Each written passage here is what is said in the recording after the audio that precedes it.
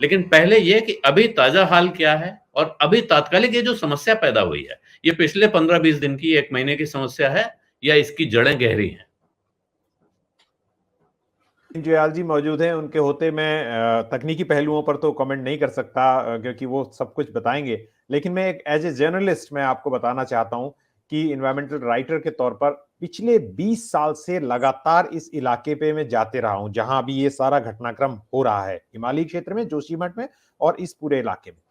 तो ये पहली बार हमें पता नहीं चल रहा है आलोक जी कि ये ऐसी स्थिति है। हम जब वहां जाते थे, बातचीत करते थे, जानकारों से बातचीत करते थे, तो हमको ये पता था कि जोशीमठ जो है वो बैठ रहा है, हम सिंक कर रहा है या धंस रहा है, जैसे कठोर शब्द जो है उतने भले ही ना सुने हो, कभी कभार सुनाई दे, पर बैठ रहा है जोशीमठ, ये बात सुनते थे। और जो 1976 की रिपोर्ट है, जो पिछले साल जो तैयार की अनिल ये नवीन जुयाल साहब ने, सती जी ने और शुभ्रा डॉक्टर शुभ्रा ने, वो रिपोर्ट है सरकार के अपने आपदा प्रबंधन की। तो ऐसा नहीं है कि सरकार को पता नहीं था, और सबको मालूम है, जिन लोगों को जानकारी नहीं है, आपके शो में मैं बहुत संक्षेप में जानकारी दे दूं कि ये मोरेन पर यानी लूज पहाड़ पर बसा हुआ एक कस्बा है, ये सब जानते हैं। और मोरेन जो है वो ग्लेशियर्स के ऊपर की मलबे को, रेत, मिट्टी और पत्थर को कहते हैं। और क्योंकि ये काफी कमजोर और अस्थाई आधार पर टिका हुआ था, तो इसलिए आज से 50 साल पहले या उससे पहले से भी लोग ये जानते थे, और इस बात को सरकारों को, लोग भले ही नादान हो सकते हैं। माफ कीजिएगा, बीच में रोक रहा हूं, लेकिन इसका अर्थ ये हुआ कि नीचे पानी या बर्फ है और उसके ऊपर एक बारीक सी जमीन है या मलबा जमा हो गया है जिस पर यह शहर बसा हुआ है।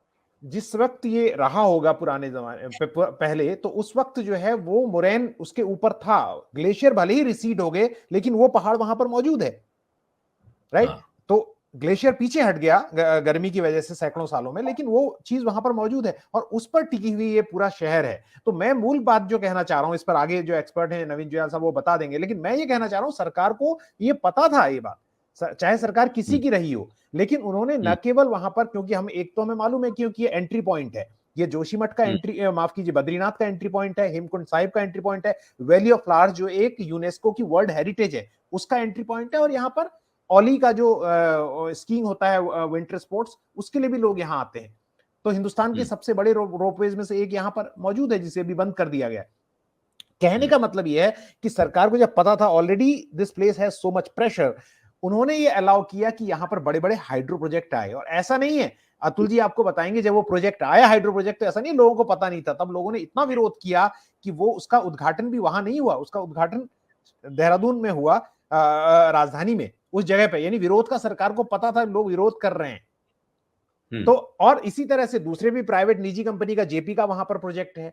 चारधाम यात्रा के मार्ग पर सस्टेनेबल रोड की हम बात करते ही नहीं, हम चौड़ी सड़कों की बात करते हैं। तो मेरा बोलना भी मैं यहीं पर रुकूंगा, मैं चाहूंगा कि बाकी एक्सपर्ट्स बात करें इसमें।